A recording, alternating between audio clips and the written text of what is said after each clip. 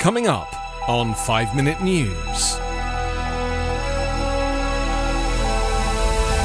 Joe Manchin chooses right-wing channel to announce refusal to back bill. Dr. Fauci says Omicron variant is raging around the world. And Hong Kong polls close amid much lower voter turnout. It's Monday, December 20. I'm Anthony Davis.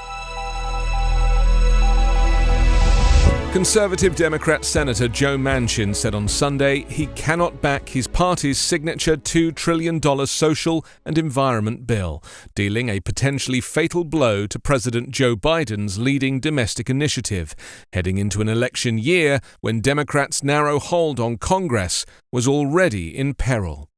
In a telling decision, Manchin chose the far-right propaganda network Fox to announce that after 5.5 months of negotiations among Democrats, in which he was his party's chief obstacle to passage, that he could not vote to continue this piece of legislation. "I just can't," he said. "I've tried everything humanly possible. I can't get there." The West Virginia senator all but said the bill would die unless it met his demands for a smaller, less sweeping package, something that would be hard for many Democrats in the narrowly divided Congress to accept.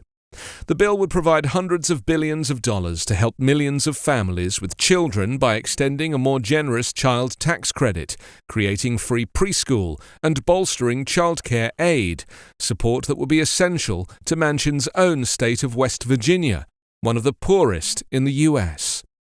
In an unusually hardball response to a lawmaker whose vote is crucial in the 50-50 Senate, White House Press Secretary Jen Psaki called Manchin's announcement a sudden and inexplicable reversal in his position and a breach of his commitments to Biden and congressional Democrats. She pointedly said that Manchin will have to explain why many families will have to cope with higher health and childcare costs the bill is intended to address. The COVID-19 Omicron variant is just raging around the world, the White House's top medical advisor said on Sunday, as President Joe Biden prepares to issue a stark warning of what the winter will look like for unvaccinated Americans.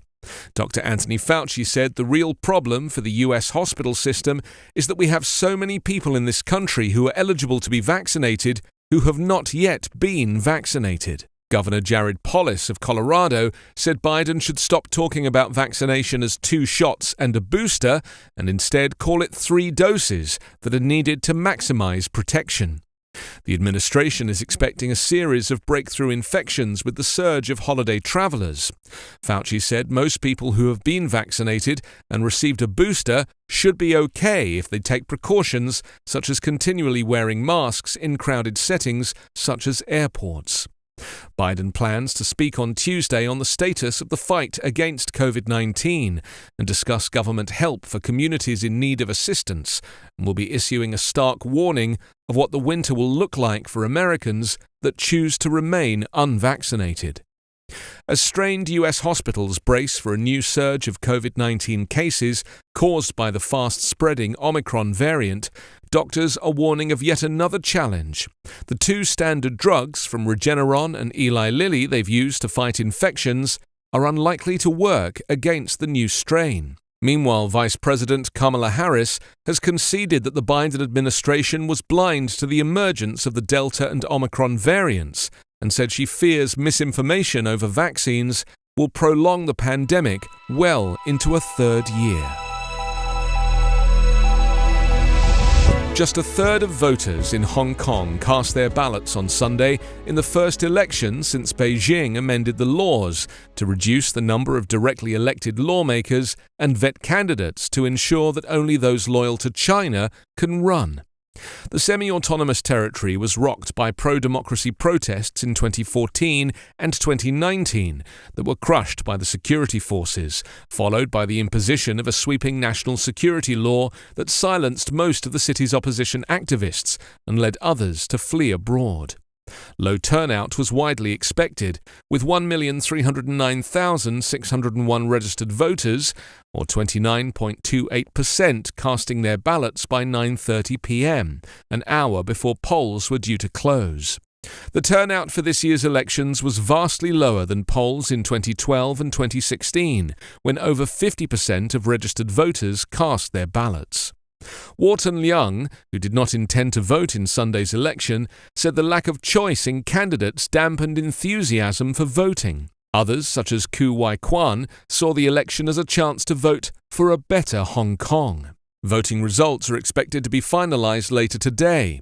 Meanwhile, 3 protesters from the League of Social Democrats staged a small demonstration across the street from a polling place on Sunday morning, chanting, "I want real, universal suffrage." You can subscribe to 5-Minute News on YouTube with your preferred podcast app. Ask your smart speaker or enable 5-Minute News as your Amazon Alexa flash briefing skill. Subscribe, rate and review online at 5minute.news. 5-Minute News is an Evergreen podcast covering politics, inequality, health and climate, delivering independent, unbiased and essential world news daily.